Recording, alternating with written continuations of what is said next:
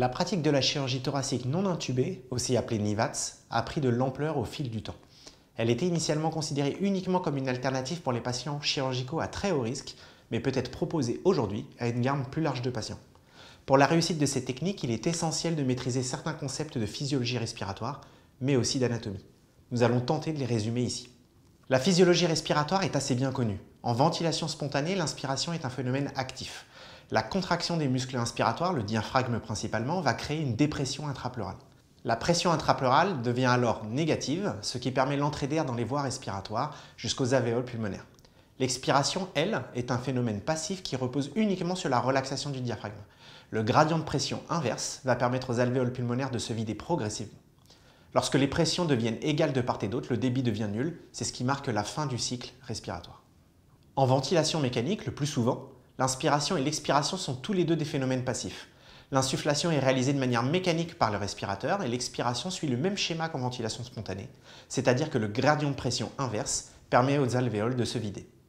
Attention, l'inspiration reste parfois un phénomène actif grâce au couplage avec le respirateur qui permet au patient de déclencher lui-même l'insufflation.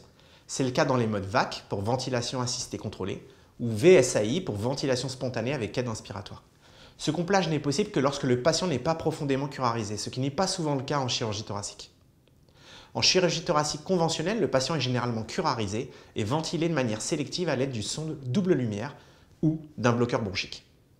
Le diaphragme perd totalement son tonus musculaire, ce qui va entraîner son ascension.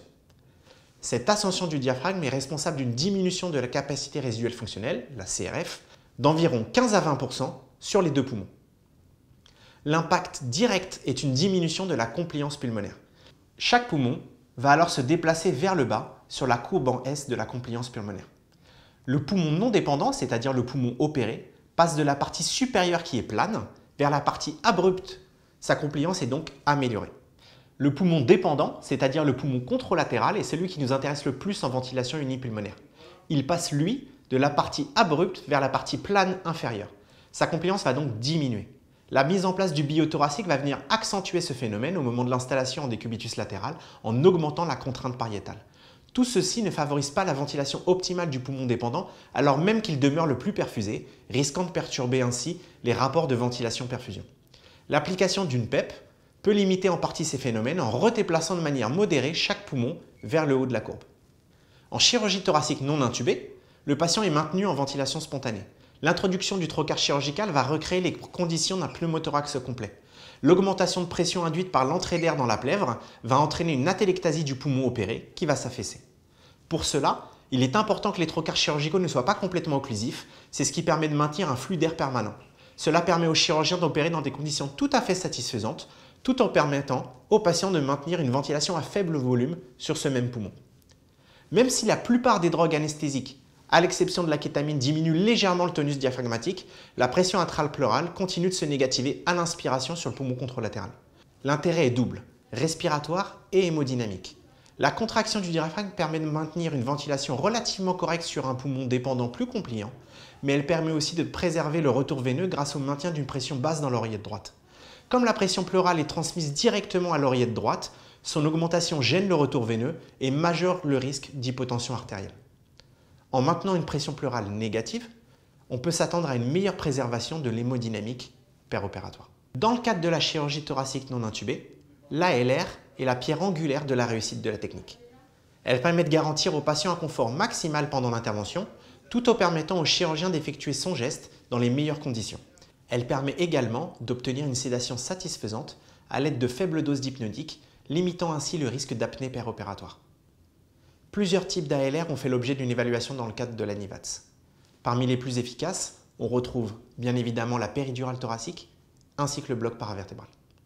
Les blocs de la paroi thoracique, le bloc serratus antérieur, le bloc des érecteurs du rachis ou encore le bloc intercostal sont moins convaincants dans cette indication pour des raisons anatomiques simples. Ces blocs ne couvrent pas de manière adéquate la zone opératoire pour en obtenir une anesthésie de qualité. L'intervention ne sera alors possible qu'au prix d'une sédation profonde, augmentant le risque d'apnée et donc de complications péropératoires.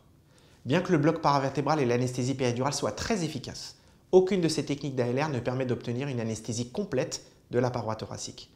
Deux muscles, notamment de la paroi, ne peuvent pas être bloqués au niveau thoracique. Il s'agit du muscle grand dorsal et du muscle serratus antérieur. Ils sont tous les deux innervés par des branches issues du plexus brachial. Le muscle grand dorsal est innervé par le nerf thoracodorsal, issu des racines C6, C7 et C8. Le muscle serratus, quant à lui, est innervé par le nerf thoracique long, issu du faisceau postérieur et donc des racines C5, C6 et C7. Pour pallier cette insuffisance, une infiltration d'anesthésique locale réalisée directement par le chirurgien au niveau du trocar peut être réalisée et permet largement de compenser ce défaut. Dans certains cas, on pourra également associer un bloc du nerf vague, plus ou moins du nerf phréique durant l'intervention, pour inhiber le réflexe de Toux, mais aussi agir sur l'innervation viscérale de la plèvre. J'espère que cette vidéo vous aidera à appréhender ces concepts de physiologie et d'anatomie utiles pour la réussite de la mise en place de la chirurgie thoracique non intubée. Faites-nous part de votre expérience dans les commentaires. Au plaisir d'échanger avec vous.